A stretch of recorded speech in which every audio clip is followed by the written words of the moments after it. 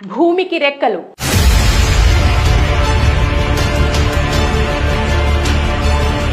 భూమిపై అత్యంత విలువగల తరగని ఆస్తి ఏదైనా ఉంది అంటే అది భూమి మాత్రమేనని ఎవరినడిగినా చెప్తారు.